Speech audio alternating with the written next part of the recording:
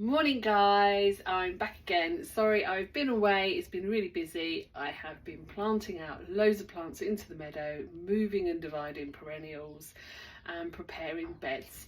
Oh, it's so busy this time of year, and I'm trying to move my perennials around because I'm taking advantage because we've got yet another week of rain. Oh my god, can you believe it? I just can't bear any more of this weather. Give me some blue sky and some warmth so we can all cheer up a bit.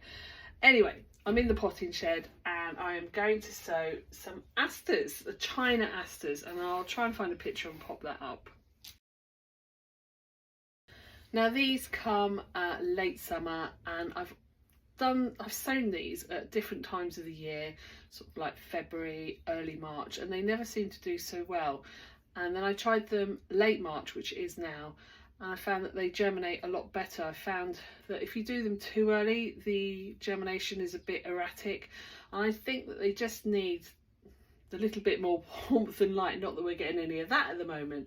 So you really do have to pay attention to the seasons, and just you'll get to feel it in your bones after a while if you're outside.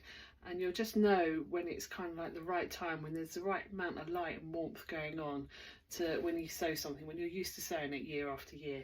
So as you know, I love my Tupperware boxes, and if you want to know why I use these, I have been really busy on my website sharing my knowledge, and I've just posted it all up there by month, by name.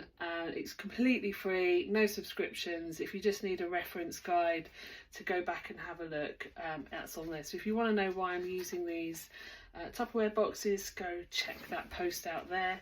And I've got my seed starting compost, again that will be up on the website too if you're interested in that. I'm just going to fill my little Tupperware box up and I'm going to sow my seeds. So at the start of February we did a lot of Tupperware box sowing, and by now you should have potted up a lot of stuff. And then after we did a lot of the Tupperware sowing, we did a lot of module sowing, so there's less pricking out for you to do. So that's why we need to now go back to doing a bit more, unfortunately, pricking out, which is quite a nice job actually if you've got a lovely podcast and a good cup of tea. But here is the seed, and you can see it's quite nice and large, so you can choose if you want to put that in a module if you've got a bit of time to put one in per module, or I'm just going to put it in my Tupperware box because, like I said, the germination is a bit erratic and I don't want to be wasting soil in modules, and then I can just pick out the ones that have germinated. So as always, as you know, I will, let me move that up a bit so you can see, take a pinch, and we just gently go up and down the tray, just gently sprinkling, just to give a bit of space in between. We're not crowding them in too much, and we're just going up and down. And I'm actually going to do quite a few because asters come in lots of beautiful colours. They come in blues and pinks and apricots and whites. So I'm actually going to do quite a number of trays because I've got loads of these. And it's the China asters that you're looking for. And I've got some king size ones from the King series, so the flowers are going to be much better. There's also the Duchess series as well if you're interested in that, if you're doing a bit of seed shopping this weekend.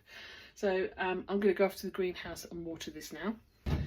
So it is currently a gorgeous 19 degrees in the greenhouse, which is lovely, but I think that's going to change because we have got bands of thundery rain coming later this afternoon and then for the rest of the week, which is going to be miserable. So I'm just taking advantage of this lovely blue sky and sowing some seeds now. So asters are very strange seeds. They can either all germinate or only partially germinate. They're very strange. So if you're thinking it's you, it's not you, it's another one of those seeds where it could be the seed. So I've got my Tupperware pot with my lid to add that propagation, and I'm just going to water from the bottom. It's always really important to water from the bottom because you want the soil to hydrate all the way up and you don't want to displace any of the seeds on top. All the seeds are surface sown because they need light to germinate. So if you cover them up, that's just going to hinder their germination rate, and you want to get maximum germination from your seed. Don't forget your label with the date so you know when you sowed it, because if it's a month later and they still haven't germinated, that you know you need to go again. and we're just waiting for the glisten to appear on top of the soil, and then you can take them out and then pop them onto a tray within the lightness of the greenhouse to germinate. And I'm now going to go off and sow all the rest of the colours because I need them all, and I will see you again soon. Bye.